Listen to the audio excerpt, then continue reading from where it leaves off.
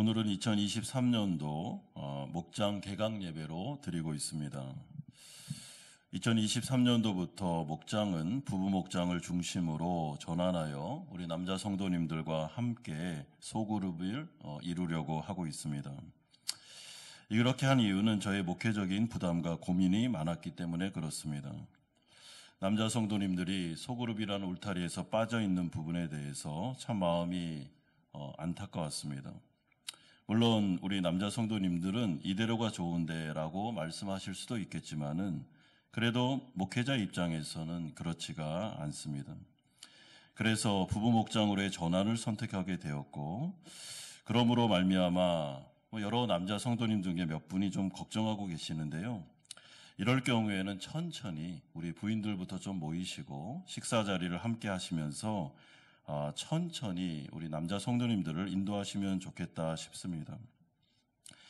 그래서 아무쪼록 2023년부터 새롭게 시작되는 목장을 통해 교회가 더욱더 강건해지고 성도 간에 서로 친밀함이 있음으로 말미암아 이번 연도의 우리의 목표인 서로 하나 되는 공동체, 이를 인하여 우리가 영적으로 성장하는 교회가 되기를 소망합니다. 우리가 신앙생활을 할 때 기독교가 무엇인지를 정확히 알고 신앙생활하는 것 너무나도 중요합니다. 제가 많이 강조를 했죠. 이런 점에서 예수님은 기독교가 무엇인지 가장 잘 아는 분이시고, 그리고 기독교를 출발시키신 분이십니다. 물론 성경 전체가 기독교에 대해서 우리에게 말씀하고 있습니다. 마태복음에서 예수님은 계속 하나님의 나라가 무엇인지를 우리에게 소개합니다. 여러분, 기독교에서 하나님의 나라라는 개념은 굉장히 중요한 개념입니다. 성경 전체를 꿰뚫고 가는 그런 중심 신학 사상이라고 보시면 되겠습니다. 그래서 하나님의 나라를 천국이라고 하고, 그래서 하나님 나라 복음을 천국 복음이다 라고 말씀하기도 하는 것입니다. 이 하나님의 나라를 이해할 때 하나님의 나라는 예수를 믿은 자들이 이 땅을 살다가 죽어서 가는 나라가 아니라 예수님을 믿는 순간부터 그 하나님의 나라로 소속이 옮겨져서 그 순간부터 하나님 나라 백성으로 살아가는 개념, 이것이 하나님의 나라입니다. 그러므로 하나님의 나라에 소속된 성도들은 이제 이 세상을 살지만은 하나님의 나라의 율법대로, 하나님의 말씀대로 이 세상을 살아야 되고, 또한 구주 예수 그리스도께서 우리의 왕이 되셔서 친히 우리의 인생을 책임지고 가시는 은혜와 혜택을 누릴 수 있는 삶의 관계성입니다. 그러므로 하나님 나라 백성들은 그 나라의 혜택을 다 누리셔야 됩니다. 그리고 그것이 성경에 기록되어 있습니다.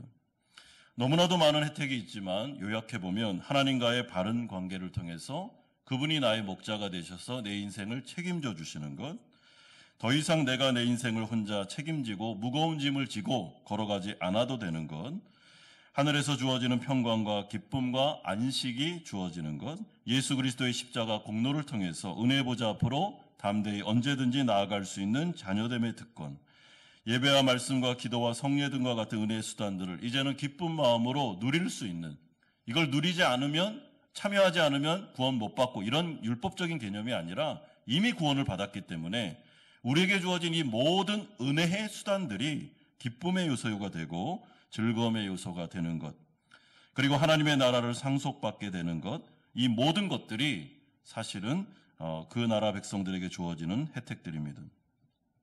이 중에는 영원한 나라가 완성된 다음에 누리는 혜택들도 있지만 지금 이 자리에서 우리가 누릴 수 있는 혜택들도 많이 있다라는 것을 여러분 생각하셔야 됩니다.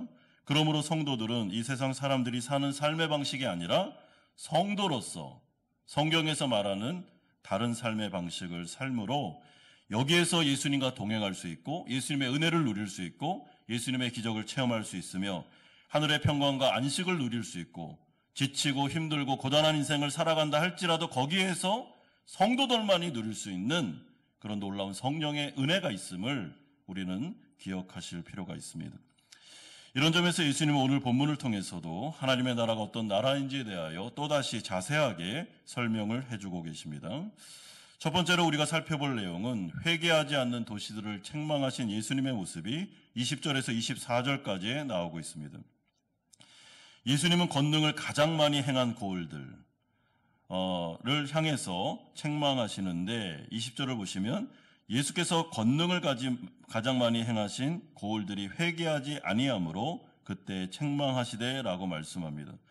여러분, 이 고을들은 갈릴리 지역의 고라신과 벳세다, 그리고 예수님의 고향이었던 가버나움을 말하고 있습니다. 벳세다는 베드로와 안드레와 빌립의 고향입니다. 이곳에서 예수님은 권능을 많이 행하셨으며 이 갈릴리 지역은 예수님의 선교와 전도 사역의 중심지였습니다. 또한 가버나움이라는 곳은 예수님의 고향으로서 이곳에서도 많은 기적과 병고침을 행했던 것이 바로 예수님의 사역이었습니다. 그러나 이에 대한 이 지역 사람들의 일관된 반응은 회개하는 것이 아니라 예수님의 말씀을 잘 받아들이지 않는 것으로 나아가고 있습니다. 여러분, 회개라는 것은 죄된 삶에서 방향을 바꾸는 것입니다.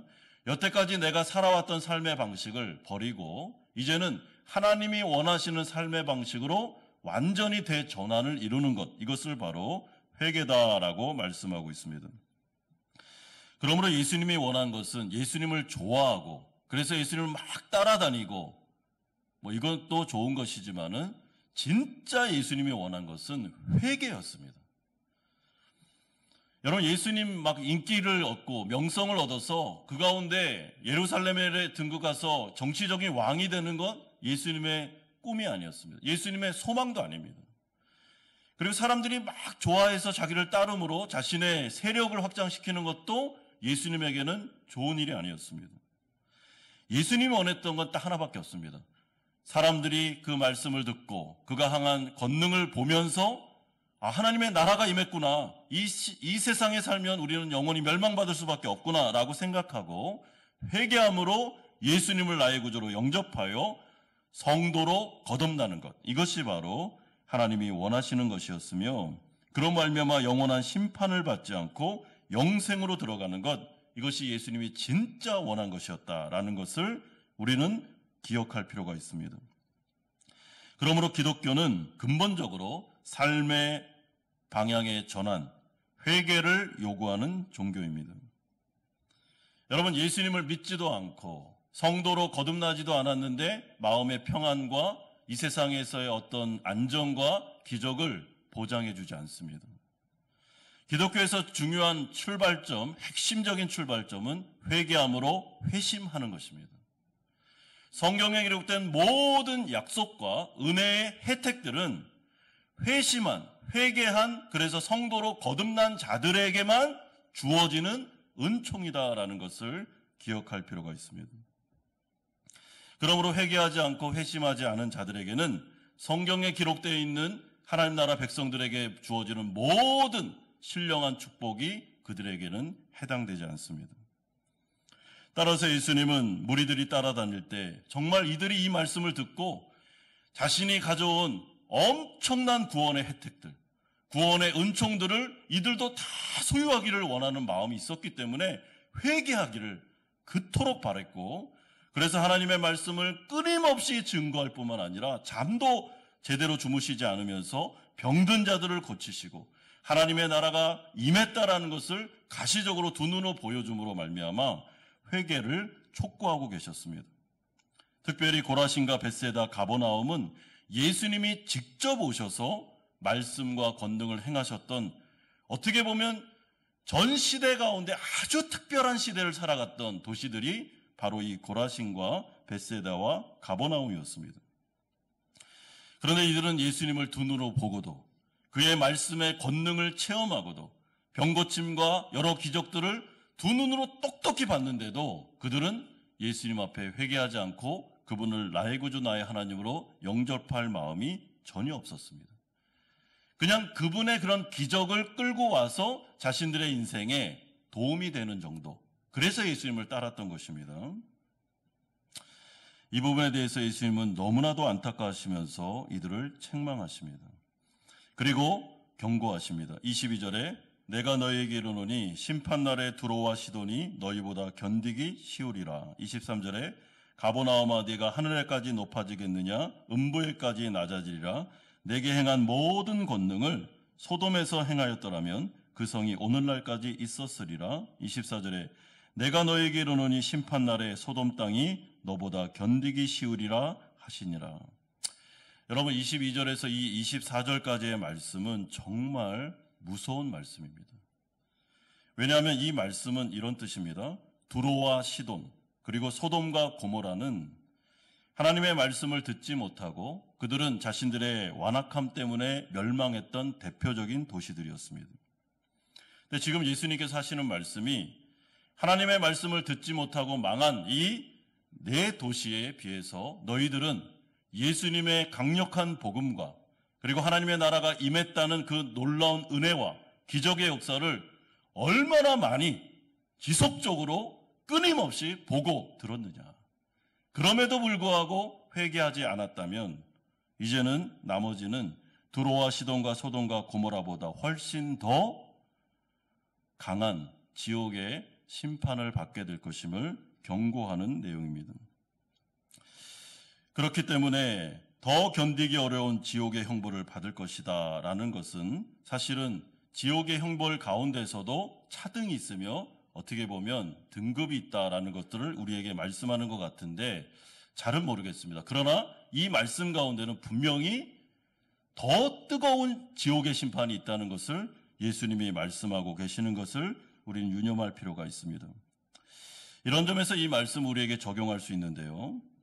여러분, 우리가 믿는 가정에서 태어나고 또한 교회에 출석하고 하나님의 말씀을 지속적으로 들으며 또한 은혜를 여러 가지로 이렇게 은혜를 접하고 하는 이 모든 것들은 하나님 앞에서 정말 귀하고 감사한 일입니다. 왜냐하면 구원받을 수 있는 자리로 와 있기 때문에 그런 것입니다.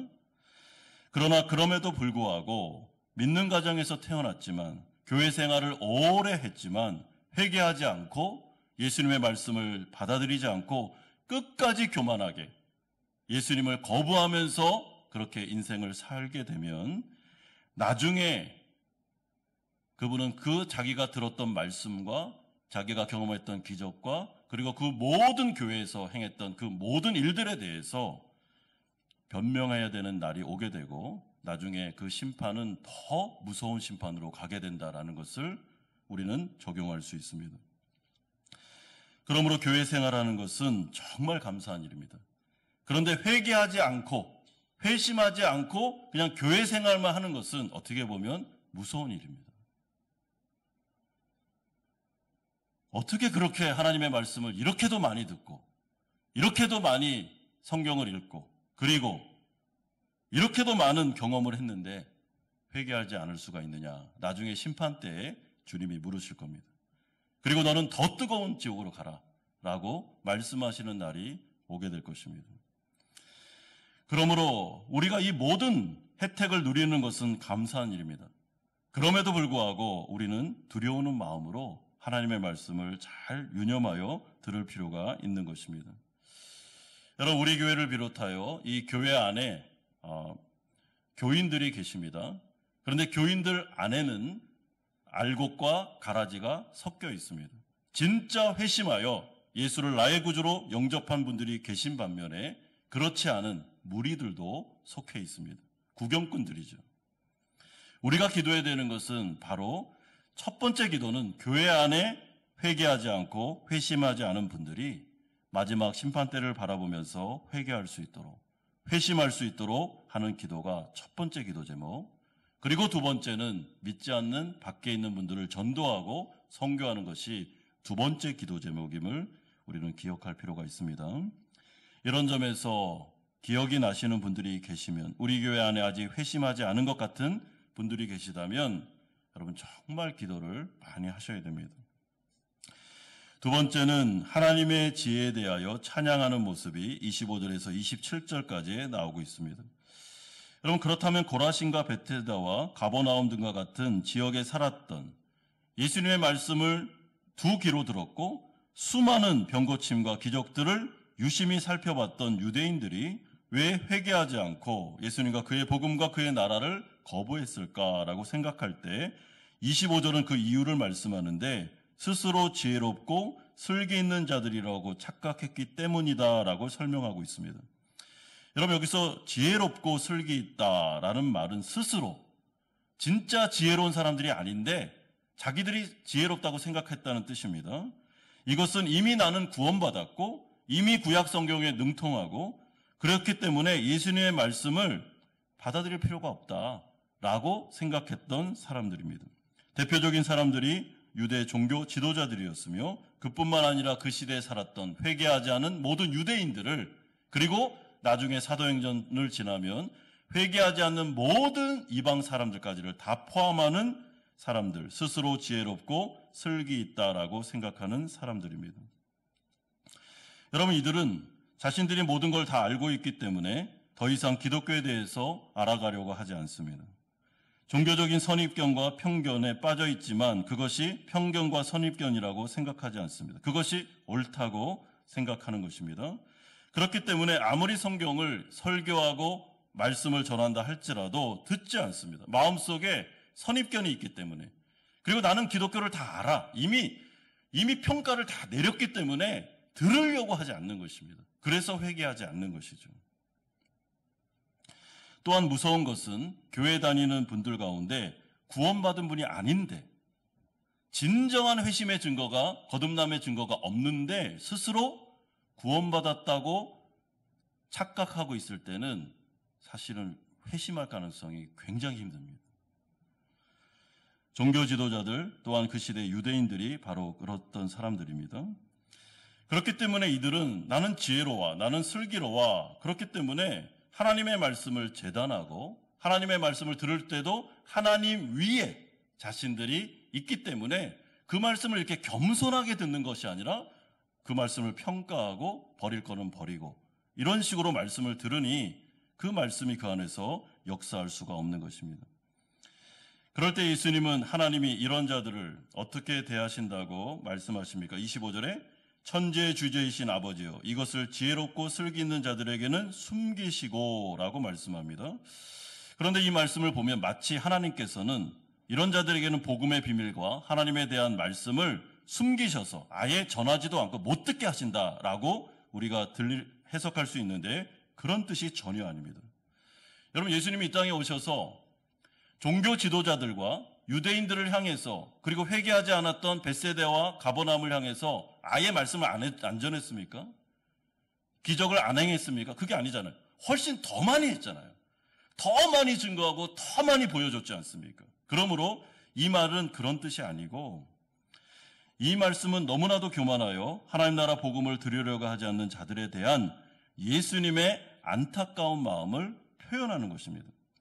마치 네 가지 밭의 비유에서 길가나 돌밭과 가시떨기의 마음처럼 하나님의 말씀에 아예 마음의 문을 닫아버리고 받아들이려고 하지 않는 자들에 대해서 안타까워하시면서 정말 이런 자들에게는 마음이 닫혀있다라는 이 말씀은 하나님께서 정말 이런 자들을 불쌍히 여기시기를 하는 그 마음이 묻어나 있는 것입니다. 그러므로 하나님 나라 복음을 듣지 않는 이유는 하나밖에 없습니다. 교만해서 그런 것입니다. 하나님보다 내가 위에 있기 때문입니다. 그러면 어떤 자들이 하나님의 나라 복음을 잘 받아들일까요? 25절은 말씀합니다. 천재주의자이신 아버지여 이것을 어린아이들에게는 나타내심을 감사하나이다. 26절에 옳소이다. 이렇게 된 것이 아버지의 뜻이니이다. 여러분, 여기서 어린아이와 같다라는 말은 문맥으로 보면 스스로 지혜롭거나 슬기 있다고 생각하지 않는 자들을 말합니다. 아주 간단하게 해석을 하면. 그렇기 때문에 이들은 자기는 지혜롭지 않다고 생각합니다. 그리고 자기들은 슬기롭지 않다고 생각합니다. 연약하고 부족함이 많다고 생각합니다. 그래서 단순하게 하나님의 말씀을 들을 때 전적으로 마음의 문을 열어 수용하는 자들을 의미하는 것입니다. 하나님의 나라를 보면서 이 나라 너무 좋네. 나에게 주십시오라고 가난한 마음으로 달려갈 수 있는 사람들. 그러니까 그 당시에 죄인들, 세리와 창녀들, 자기가 죄인이라고 느끼고 있었던 겸손한 사람들, 그리고 병든 자들, 하나님의 은혜가 필요하다고 절실히 느꼈던 은혜에 대한 목마름이 있었던 심령이 가난하고 애통했던 그 사람들이 어린아이들이며 이들은 예수님의 복음을 증거했을 때 마치 스펀지가 물을 빨아들이듯이 그 말씀을 아멘 하면서 예수님께로 달려와 회개하고 회심한 사람들을 말하는 것입니다. 그러면서 이런 사람들, 어린아이들에 대한 특징을 말하는데 27절에 아들의 소원대로 계시를 받은 자들이다 라고 말합니다. 이것은 하나님께로부터 선택받은 사람들을 뜻하는 것입니다. 그러므로 하나님의 나라에서 정말 복 있는 사람이 누굴까라고 생각할 때, 성경 말씀을 들을 때, 또한 읽을 때 그냥 전부가 다 믿겨지는 사람들입니다. 여러분, 물론 이것은, 제가 말하는 것은 아무런 의문도 없이, 질문도 없이 이성을 사용하지 않고 무조건 아멘 하는 사람들이라는 뜻이 아닙니다. 치열하게 진리에 대해서 논쟁하고 탐구하고 질문하고 찾아가고 정말 진리를 알고 싶어하는 그 갈급함 가운데 이런 노력을 통해서 하나님의 은혜로 마음의 문이 열리면서 하나님의 말씀을 받아들인 사람들도 포함되는 것입니다. 그러므로 이들은 주의 말씀을 듣고 성령의 은혜를 통해서 거듭나게 되며 회개함으로 하나님의 성도로 나아가게 됩니다. 하나님께서 그 마음속에 믿음을 선물로 주셨기 때문에 그런 일이 가능한 것입니다. 그래서 기독교는 믿는다라는 말도 맞지만 더 정확한 표현은 믿어진다라는 말이 더 정확한 표현입니다. 왜냐하면 이 세상에는 이 성경 말씀이 안 믿어지는 사람들도 너무나도 많기 때문에 그렇습니다. 나 같은 지성인이, 나 같은 합리적인 사람이 어떻게 이런 허무맹랑한 성경 말씀을 믿을 수 있어? 라고 주장하는 분들이 꽤 많습니다. 그래서 성경에 기록된 기적을 다 빼려고 합니다. 말이 되냐 이게. 어떻게 이게 과학적으로, 합리적으로 있을 수 있는 일이냐. 그리고 다 빼버립니다. 그래서 성경을 얼마나 재단하는지 모릅니다. 자기가 받아들일 수 있는 건 받아들이고 못 받아들이는 건 버리고 이렇게 합니다. 여러분, 이런 태도가 교만이다라고 말합니다. 성경은. 왜냐하면 그가 하나님 머리에 올라와 있기 때문에. 자기가 하나님입니다. 그래서 하나님도 인정하지 않아요. 하나님도 내가 원하는 방식대로 된 분이 하나님이지. 그러면서 그 머리 꼭대기에 올라와 있기 때문에 성경을 이렇게 겸손하게 믿으려는 마음으로 보는 게 아니라 항상 위에서 고자세로 뭐가 잘못됐어? 이런 식으로 보기 때문에 성경이 그들에게는 열리지 않는 것입니다. 여러분, 하나님의 말씀은 정말 겸손한 사람들한테는 다 열립니다. 안 열릴 수가 없습니다. 성경은. 그러므로 예수님은 이런 부류의 사람들, 스스로 지혜롭고 설기 있다고 착각하는 사람들은 결코 하나님의 나라에 들어갈 수 없다라고 경고하심으로 마음을 가난하게 하며 겸손하게 하기를 말씀하고 있는 것입니다. 여러분, 하나님의 말씀을 순종할 때 그의 말씀 안에서 역사가 나타납니다. 잠언서 1장 7절에 보면 여호와를 경외하는 것이 지식의 근본이거늘 미련한 자는 지혜와 훈계를 멸시한다라고 말합니다. 여호와를 경외하는 것, 쉽게 말하면 그분을 하나님으로 인정하는 것, 그분이 창조주라는 걸 인정하고 나는 피조물이라는 것을 인정하는 그 겸손함을 가지고 있으면 하나님의 말씀 안으로 들어갈 수 있습니다. 저는 이 말씀을 보면서 제 인생을 한번 돌아봤는데 하나님의 말씀인 성경이 지금 이 시점에서 저는 전부 다 아멘, 다 믿겨집니다. 이 말씀 안에 있는 기적들, 그리고 우리가 좀 어려워하는 예정들, 섭리들, 하나님의 주권이라는 이런 사상들도 다 아멘이 됩니다. 다 믿어집니다. 제가 처음부터 이랬던 건 아닙니다. 여러분, 저 청소년 때 저를 가르쳤던 목사님하고 제가 굉장히 심하게 논쟁을 했던 부분이 예정이라는 부분이었습니다. 그래서 처음부터 모든 게 다 아멘이었다, 막 마음에 감동이 왔다, 그렇지는 않습니다. 그런데 지금은 100% 다 믿겨집니다. 그리고 예정도 섭리도 다 아멘입니다. 왜 이렇게 됐을까 생각해 볼 때 제가 회심하는 순간들이 있었는데 그때 하나님을 하나님으로 인정하고 저 자신을 피조물로 인정하는 순간이 있었습니다. 하나님은 저와 차원이 다른 분입니다. 저는 한계가 많은 피조물이고 인간입니다. 저의 지혜와 저의 지식은 너무나도 부족합니다. 한계 덩어리입니다. 그리고 저는 사실은 아무것도 할 수 없는 연약한 존재입니다. 그러나 하나님은 창조주시며 하나님은 능치 못함이 없는 분이시며 하나님의 지혜는 우주보다 하늘보다 깊고도 넓기 때문에 제가 하나님의 지혜와 하나님의 명철과 하나님의 말씀을 이해한다는 것, 전부 다 이해해서 믿는다는 것은 불가능하다라는 것을 고백한 적이 있습니다. 여러분, 그런 다음에 어떤 일이 벌어졌을까요? 성령께서 그런 마음을 주셨고 회개와 회심의 마음을 주셨지만 그 이후부터 성경이 다르게 보였습니다. 여러분, 성경이 열리는 것을 경험하게 되었습니다. 그렇지, 하나님의 말씀이지. 그렇지, 하나님이시니까 이런 일을 할 수 있지. 그렇지, 하나님이시니까 능히 기적을 행하실 수 있지. 그렇지, 하나님이기 때문에 나와 차원이 다른 분이기 때문에 하나님의 생각 안에는 내가 이해할 수 없는 예정과 선택이 있다 할지라도 그 부분에 대해서 내가 뭐라고 할 수가 없지 라는 겸손한 마음이 들어오니까 성경이 다 아멘이 되었습니다. 저는 이것이 은혜요, 이것이 기적이라고 생각합니다. 그리고 이것은 인간의 힘으로 되는 게 아니고 성령의 은혜로만 가능하다라고 생각합니다. 그러므로 로마서 말씀을 강해 설교할 때 사도 바울이 계속해서 일관되게 하는 말이 네가 감히 누구이기에 이 하나님의 말씀을 재단하느냐, 네가 감히 누구이기에 라는 말씀을 많이 합니다. 여러분, 그것도 저는 아멘이 되었습니다. 감히 우리가 누구이기에 이 피조물이 그 창조주 앞에서 하나님의 말씀을 가지고 따지고 그렇게 할 수 있겠습니까? 불가능한 것입니다. 그러므로 여기서 말하는 스스로 지혜롭고 슬기 있다라는 사람들과 스스로 어린아이와 같은 사람들의 차이는 바로 이 차이입니다. 하나님을 인정하는 것입니다. 여호와를 경외하는 것이죠. 여러분, 하나님을 하나님으로 인정하면 성경에서 이해가 안 되는 부분이 하나도 없을 겁니다. 다 이해가 될 것입니다. 성경 위에 내가 있기 때문에, 하나님을 경외하지 않기 때문에, 내가 하나님보다 더 지혜롭고 슬기롭다고 생각하기 때문에 이 작은 머리로 하나님의 그 고차원적인 말씀을 이해해서 믿으려고 하기 때문에 안 되는 것입니다. 여러분, 성경을 정말 다 이해할 수 있겠습니까? 불가능합니다. 기적을 눈앞에서 봤으면 이게 이해가 됩니까? 이해가 안 되는 것이죠.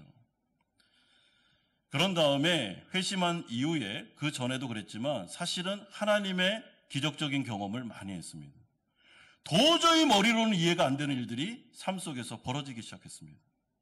경제적으로 너무나도 힘들고 신학을 해야 되는 그 순간 속에 학비가 없고, 그리고 아이들이 있었던 그 상황 속에서 하나님께서 기적의 방법을 통해서 채우시고 등록금을 주고 살아가게 하시고 그렇게 했던 일들을 수도 없이 경험했습니다.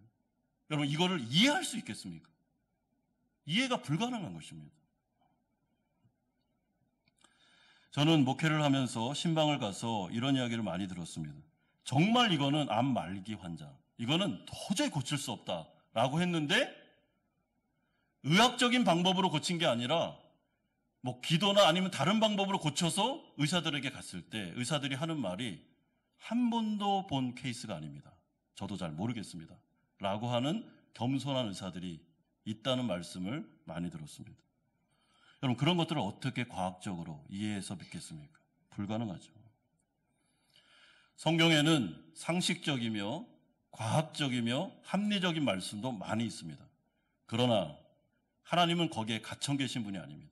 하나님은 우리와 차원이 다른, 뭐 1차원, 2차원, 3차원 정도가 아니라 무한대의 차원에 계신 분이시기 때문에, 그분은 시간을 초월해 계시는 분이시기 때문에, 창조주는 시간을 초월해 계시고 그분에게는 시간도 없고 공간도 없다, 무한대 차원에 계신 분이며 지혜와 슬기가 한이 없다, 능력이 한이 없다라는 것을 인정하기만 하면 성경은 다 믿게 되고, 그리고 아멘 할 수밖에 없는 것입니다.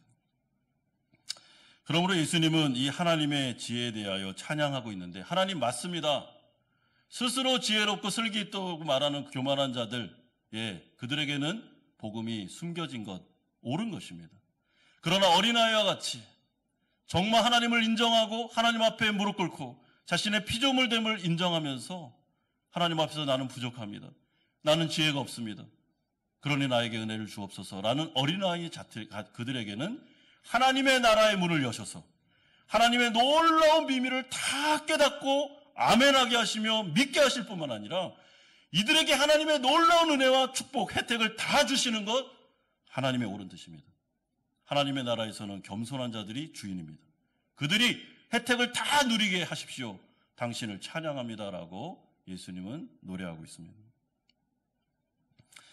그러므로 사랑하는 성도 여러분, 성경에 기록되어 있는 구원에 예비된 엄청난 구원의 혜택들, 놀라운 능력과 구원의 여기에 있는 그 놀라운 특권들을 다 누리길 원하십니까?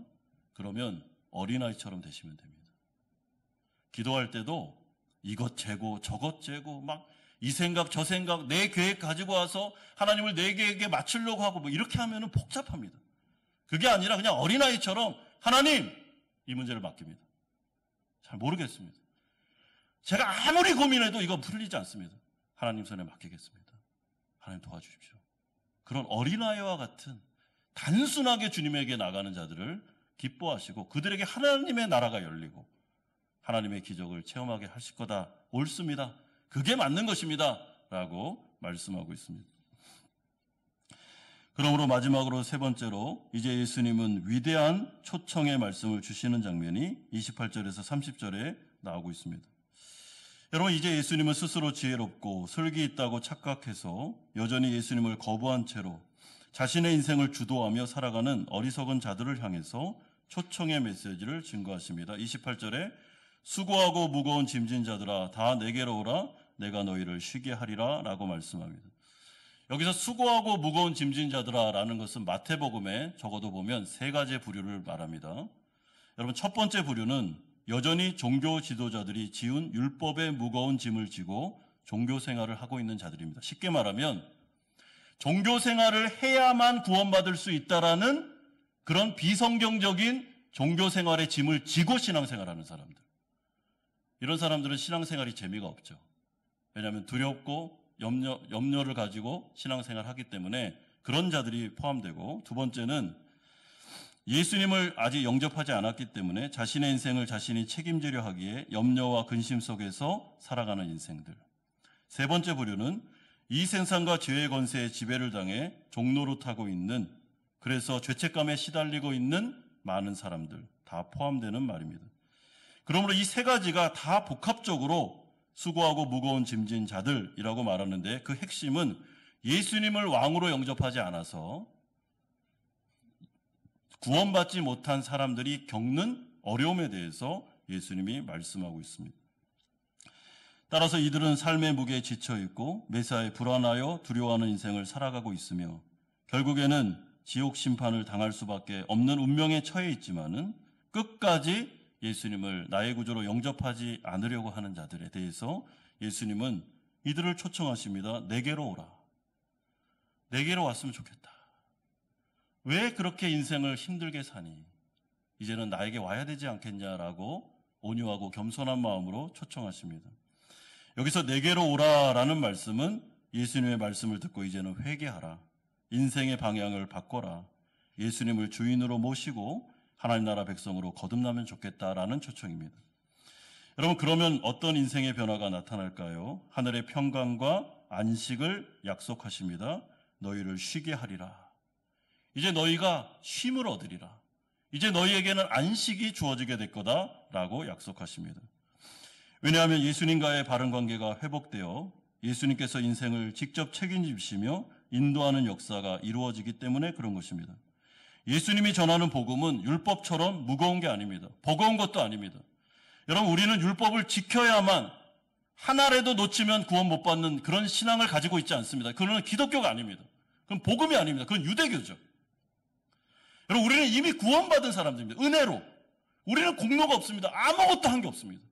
오직 예수 그리스도께서 나의 죄를 위해서 십자가에 죽으셨다라는 것을 어린아이처럼 겸손하게 아멘하고 그 의를 받아들여서 구원받은 사람들이 이제는 구원을 받은 성도로서 하나님의 말씀을 지키는 게 신앙생활이지, 종교생활 안 하면 하나님께 버림받고 구원 없어, 이건 유대교라는 것입니다.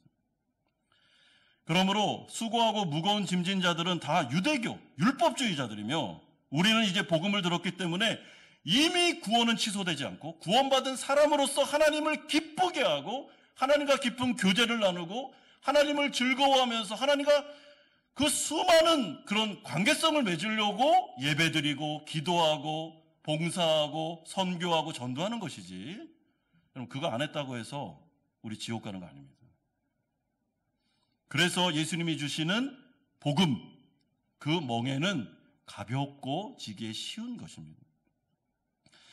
그뿐만 아니라 예수님이 주시는 그 멍에는 예수님이 우리와 동행하시고, 어떤 신학자가 말하는 것처럼 예수님과 내가 함께 지는 멍에이기 때문에 가볍고 즐겁다라고 말씀하고 있습니다. 여러분, 예수님을 믿고 난 성도들은 이제부터는 자신의 인생을 자신이 주도하지 않습니다. 예수님이 함께 멍에를 지고 가십니다. 우리의 무거운 짐을 그분이 져주십니다. 그리고 그뿐만 아니라 우리가 많이 아는 것처럼 발자국 비유를 아시죠? 분명히 4발자국이었는데 2발자국이 있었던 예수님이 나를 업고 가시는, 환난과 핍박 속에서는 업고 가시는 역사가 나타나기 때문에 그 수고하고 무거운 짐지자들이 힘을 얻게 되는 것입니다. 그런데 예수님을 믿고 예수님의 멍에를 짓는 것이 가장 정말 기쁘고 즐거운 일인 이유는 그분의 성품 때문에 그렇습니다. 29절에 나는 마음이 온유하고 겸손한 자다라고 말씀합니다. 여러분, 여기서 겸손이라는 말은 자원하여 남에게 자신을 주는 성품을 말하고, 온유라는 것은 인격적인 부드러움과 따뜻함을 말합니다. 율법에서 말하는 엄한 하나님이 아닙니다. 복음 안에 예수 그리스도는 부드럽고 따뜻하시며 인격적이십니다. 여러분, 우리의 마음속에 있는 하나님의 상이 항상 노하시며 분노하시며 나를 내치시는 분이라고 생각하시면 그 율법에서 벗어나셔야 됩니다. 복음 안에 있는 하나님의 상은 온유하고 겸손한 분이십니다. 그분은 항상 우리에게 마음이 열려 있습니다. 은혜의 보좌로 변해져 있는 것입니다. 하나님께로 마음껏 아무 때나 나가면 인격적으로 받아주십니다. 특별히 우리가 죄를 지어 넘어졌을 때 회개하고 주님께 나오면 하나님 우리를 더 기쁘게 받아주십니다. 여러분, 그렇기 때문에 하나님은 우리에게 완전한 걸 원하시는 게 아닙니다. 완전한 걸 원하시면 우리는 다 구원 못 받습니다. 하나님이 원하시는 것은 회개입니다. 회개. 죄를 지을 수 있고 넘어질 수 있고 하나님 앞에서 정말 마음 아프게 드릴 수 있고 우리의 일상일 수 있습니다. 그러나 그때마다 어린아이처럼 겸손하게 회개하고 하나님 앞에 나아가서 다시 은혜를 구하면 무조건 다 받아줍니다. 이것이 바로 복음 안에 있는 겸손과 온유하신 예수님의 모습입니다. 그러므로 나는 겸손하고 마음이 온유하다, 이 말씀은 정확하게 탕자의 비유에 나오는 아버지의 모습을 보시면 되는 것입니다. 사랑하는 성도 여러분, 이런 점에서 사실은 오늘 시간이 없어서 다 말씀을 드리지 못하지만은 예수님께서 여전히 하나님을 믿지 않아서 자신의 인생을 자신이 책임지고 유대인들 율법주의 신앙을 하면서 무거운 종교생활과 무거운 인생생활을 살아가고 있는 그 무리들을 바라보면서 예수님의 마음이 얼마나 마음이 아픈지, 왜 그렇게 무거운 짐을 지고 그렇게 고단한 인생을 계속 살아가려고 하느냐, 인생을 책임질 수 있다고 생각하느냐, 지금 내가 왔으며 이제 나에게 와서 내 말을 듣고 나를 영접하고 회개하고 오기만 하면 내 백성이 돼서 내가 모든 짐을 대신 져주고 마음이 온유하고 겸손하기 때문에 함께 그 길을 가며, 그리고 율법에 있는 그 무거운 짐을 해방시켜주고 죄의 권세에서 해방시켜주는 엄청난 구원의 길이 열려 있는데 왜 어리석게 그 길을 계속 고집을 피우면서 가려고 하냐라는 초청의 메시지가 되는 것입니다. 사랑하는 성도 여러분, 혹시나 지금도 예수 그리스도를 영접하지 않아서 인생 가운데 고달프고 인생이 너무나도 버겁고 힘든 인생을 살아가는 분들이 계십니까? 성령께서 하시는 말씀을 들으시고 마음의 문을 열고 예수님을 영접하시기를 바랍니다. 성도님들 가운데도 내가 예수를 분명히 믿은 게 맞는데 왜 나는 종교생활이 이렇게 무겁고 고달플까? 내 인생을 왜 이렇게 염려와 근심이 많을까라고 생각하시는 분들이 계십니까? 그분이 진짜 구원받은 분이 맞다면 그분이 복음을 들은 다음에 율법주의적으로 신앙생활해서 그런 것입니다. 이거 빨리 교정해야 됩니다. 안 그러면 신앙생활이 재미가 없습니다. 그리고 분명히 구원받은 건 맞는데 영적으로 잘 성장하지 못해서 하나님께 인생을 맡기는 게 아니라 계속 자기가 인생의 주인 노릇하고 있기 때문에 인생이 버겁고 고달픈 것입니다. 그리고 이 말씀을 성도로서 적용해 볼 때 여러분 내 인생이 무겁고 버겁고 근심과 걱정과 그리고 종교 생활이 너무나도 힘들고 이런 인생을 살고 있다면 오늘 성경에서 말씀하신 대로 빨리 복음적인 신앙생활을 회복하시고 나의 무거운 짐을 주님께로 넘겨서 오늘 이 예배 가운데 그 무거운 짐, 올 때 막 지고 왔던 그 짐을 또 들고 가지 말고 여기서 다 내려놓고 하나님이 주시는 안식, 평강을 회복하시는 우리 성도님들 되시기를 주님의 이름으로 축원드립니다.